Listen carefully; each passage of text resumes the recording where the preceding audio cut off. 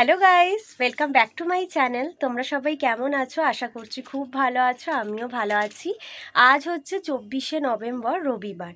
আর দেখতেই পাচ্ছ শাড়ি পরেছি, সুন্দর করে রেডি হয়ে নিয়েছি। আজ আমার আইবুড়ো ভাতের দ্বিতীয় পর্ব মেজো পিসির বাড়িতে। আমি বাপি মা মিলে এখন যাচ্ছি ব্যারাকপুরে।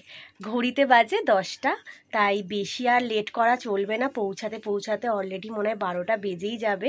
আমি একবারে রেডি হই ব্লগটা ইন্ট্রোটা দিচ্ছি। তো তোমরা সারাদিনের ব্লগটা দেখতে থাকো, আশা করছি খুব ভালো লাগবে। চলো তো এখন যাওয়া যাক।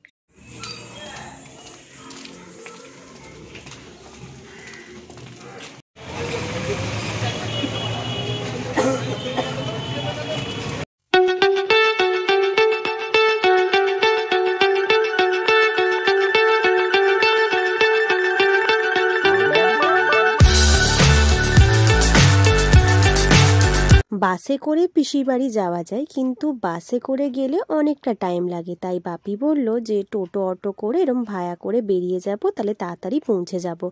এখন আমরা বালি ব্রিজের ওপর দিয়ে যাচ্ছি, আর এখানে দেখতেই পাচ্ছ আমরা অটোয় করে যাচ্ছি। এরপর আর একটা অটো ধরবো বলে দাঁড়িয়েছিলাম। ইতিমধ্যে আমরা ব্যারাকপুরে নেমে পড়েছি, দাঁড়িয়ে আছি এখন মিষ্টির দোকানে। মিষ্টি কিনবো, তারপর সোজা যাব মেজো পিসির। ঘড়িতে বাজে এখন 11:30। আমরা এতক্ষণে পৌঁছালাম, অনেকখানি দূরের রাস্তা। তো এই জাস্ট অটো থেকে নামলাম, নেমে মিষ্টির দোকানে গিয়ে মিষ্টি কিনে যাচ্ছি এবার মেজো পিসির বাড়িতে। অনেক বছর পর এলাম, মানে আমি আগে এসেছিলাম 1 বছর হোলিতে, তারপরে অনেক বছর পর আসছি। একটা টিপ পরেছি আর একটা সরু চেনও পরে নিয়েছি। কেমন লাগছে বলো? গিয়েই একটু কেক আর মিষ্টি খেলাম।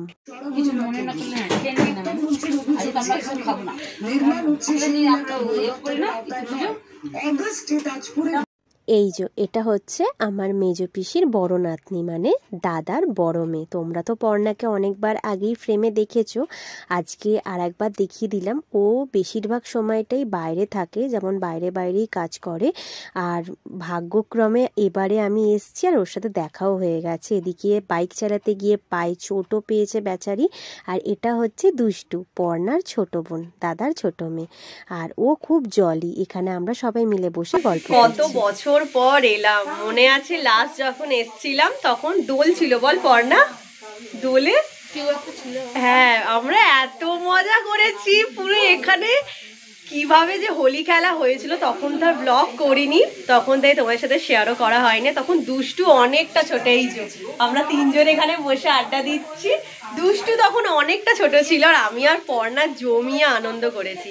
তারপরে প্রায় অনেকগুলো বছর, 5-6 বছর পর আবার এলাম। আজকে আইবুড়ো ভাত হবে এখানে আমার।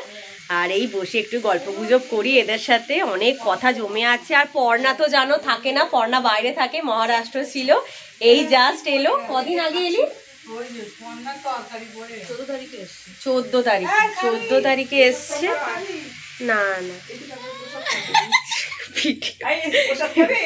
এটা হচ্ছে মেজো পিসির সিংহাসন, কি সুন্দর তাই না? আর যেহেতু ইতু পুজো হচ্ছে তোমরা তো জানো, এই দেখো এটা মেজো পিসির ঘরের ইতু পুজো। শাড়িটা খুলে ফেললাম, কারণ মেজো পিসির বাড়িতেও নিয়ম যে মেজো পিসিরা যে শাড়িটা দেবে সেটা পরেই খেতে হয়। সেটা তো আমি জানতাম না, ওই জন্যই বাড়ি থেকে একটা শাড়ি পরে এসেছিলাম। তারপরে বললো যে না, ওই যেটা নতুন শাড়ি দেওয়া হবে ওটা পরেই খেতে হবে। তো ঠিক আছে, ওই জন্য আমি এটা বাড়ি থেকে একটা কুর্তি এনেছি, একটু পরে এখন রেস্ট নিচ্ছি।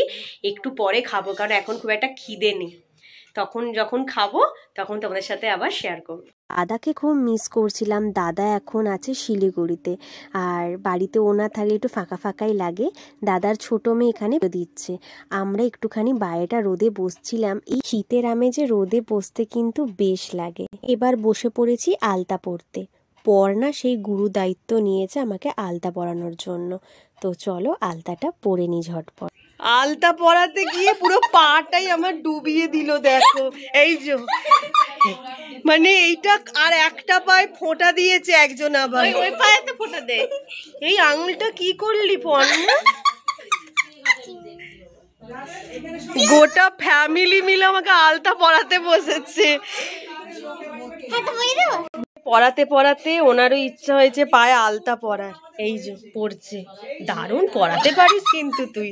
নিজেও পড়ছে, দেখো যেন ড্রয়িং খাতা। আমার পাটার দিকে দেখো, এই আঙুলটা পুরো ডুবিয়ে দিল, যেন আমার মনে হচ্ছে অন্নপ্রাশন হচ্ছে। ও তোমাদেরকে তো বলতেই ভুলে গিয়েছি, সবুজ শাড়ি পরে যিনি দাঁড়িয়েছিলেন উনি হচ্ছেন আমার বৌদি। আর মেজো পিসির সাথে এখনো অব্দি দেখা করানো হয়নি, রান্নায় খুব ফাইনালি আমি রেডি হয়ে গেছি পুরো রাজকীয়ভাবে। এই শাড়িটা আমাকে দিয়েছে আমার মেজো পিসি, বৌদি পছন্দ করে এনেছে, ভীষণ মিষ্টি কালার। আর দেখতেই পাচ্ছ গলার জুয়েলারিটা, যেহেতু আমার বৌদি বিউটিশিয়ান তো ওর মডেলের ওপর এগুলো পরায়, আর আমাকে নিজের হাতে সুন্দর করে রেডি করে দিয়েছে। কেমন লাগছে বলো? কানের দুলটাও আমি যেগুলো পরে এসেছিলাম সেগুলো সব খুলে দিয়েছি, নিয়ে এখানে সব ও সাজিয়ে দিয়েছে। হাতেও দেখো এখানে চুড়ি পরিয়ে দিয়েছে, পলার চুড়ি। তো আমার তো নিজেকে ভীষণ ভাল লাগছে, একটা অন্যরকম ফিল হচ্ছে। এখানে আমরা ফটোশ্যুট করতে এসেছিলাম, এই যে পর্ণা দুষ্টু এখনও ক্যামেরা ধরে আছে, আমার ছবি তুলেই যাচ্ছে। আর ওখানে সব রেডি করছে, এবার চলো খেতে বসবো।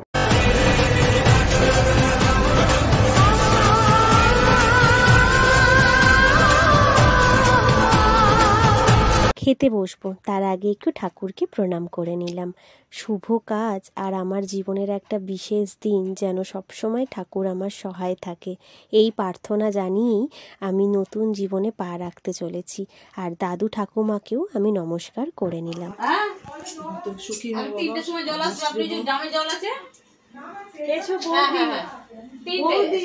আমাকে করতে হবে না, আমাকে করতে হয় না। দেখিস প্রদীপ আছে একটুখানি করে নিয়ে মাইমার কাছে নিয়ে এই যে এখানে এসো, এদিকে আসো।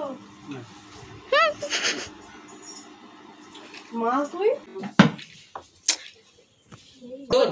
আমি শুধু ভিডিও করতে এসেছি। এই থাক হচ্ছে ভালো আছে।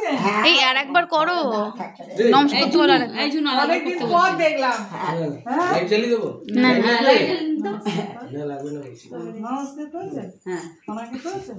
না না আমি নমস্কার করি না। আশীর্বাদ তো করেন। আশীর্বাদ করে ফটো তোলো। হ্যাঁ সুখে দেখো, ভালো থেকো। এই আমার তো পুরো ফটো। মিলেমিশে দেখো, সব থেকে বড় জিনিস অ্যাডজাস্টমেন্ট করে থাকো। এইটাকে একটু লাগাম দেবে, তাহলেই দেখবে সব সাথে। আমাদের সব থেকে বড় জিনিস এটা, বুঝছো তো? এটা লিপস, এটাকে একটু লাগাম দেবে আর একটু চুপ করে থাকবে, এটা ঠিক হয়ে যাবে। এটা অন্যকে বললে এটা হচ্ছে বিশাল শান্তি।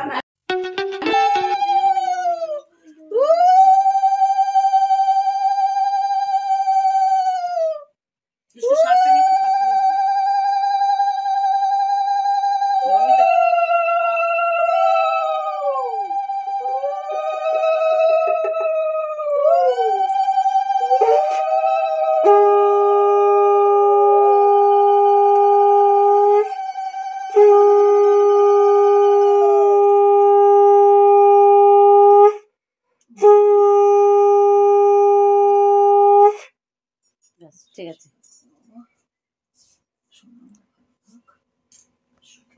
প্রদীপের তাপ দিলেন না? বলি প্রদীপের তাপ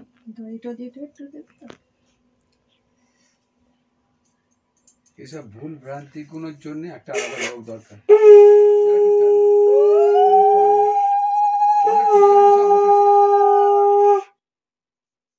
কিছু জানতো না, সব আমাদের শিখেছে।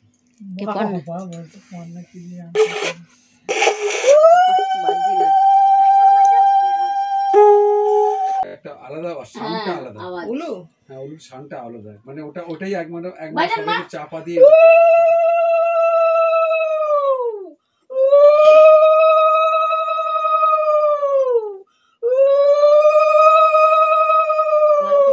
সংসার করো, শান্তি করে থাকো, ব্যাস। হ্যাঁ সুখে শান্তিতে থাকো মা, শান্তিতে সবাইকে রেখো, এটাই আর কি। বড় হও। এবার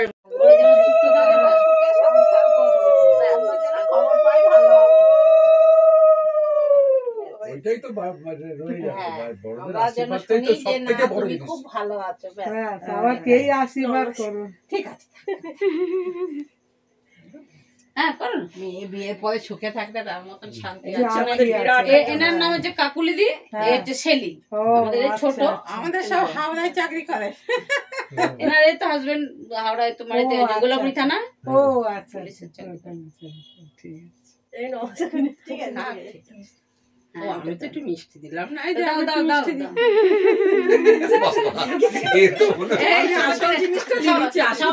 সবার থেকে সবকিছু শেখার থাকে, তাই না? শেখার কোনো শেষ নেই। কোনটা দেবো মিষ্টি বলো বাবু? ভালো লাগছে।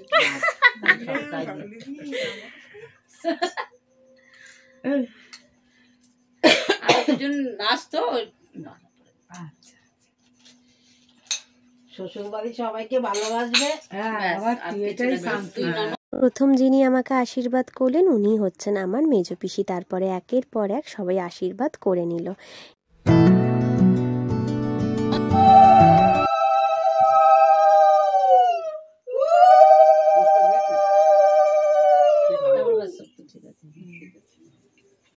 অনেকখানি বেলা হয়ে গেল, এবার খেতে বসা যাক।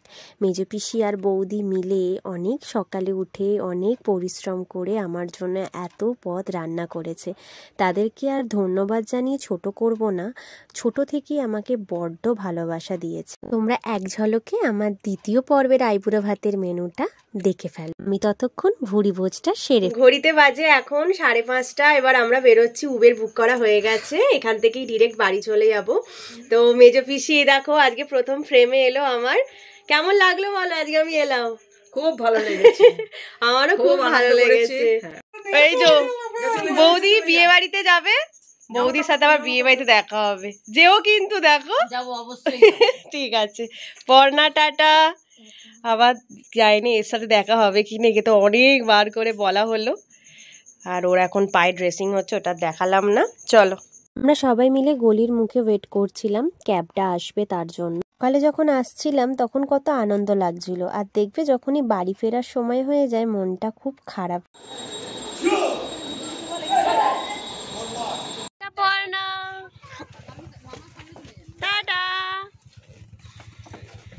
আমরা ক্যাবে উঠে পড়েছি, এবার রিল্যাক্স একটুখানি বসে রেস্ট নিয়ে বাড়ির পথে রওনা দিলাম।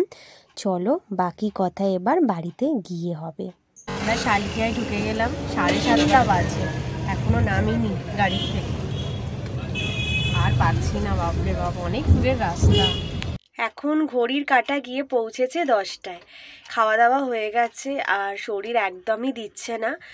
ওলা থেকে নামার পর একটা বাজে ঘটনা ঘটে, মানে এতটাই সিন ক্রিয়েট হয়, তারপরে আর ক্যামেরা ধরে কথা বলার মতন আমার মুড ছিল না। আর এবার শুতে এসছি।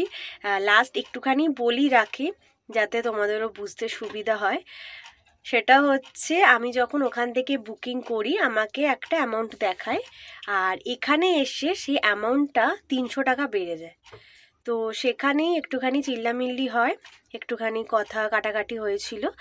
তারপরে যাই হোক, ওটাই করতে করতে প্রায় আধ ঘন্টা হয়ে গিয়েছিল। তারপরে সব কিছু মিটমাট হওয়ার পর এখন বাড়ি এসে একটু ফ্রেশ হয়ে শুতে এসছি। হলো আজকের ব্লগটা এইটুকুই রাখলাম।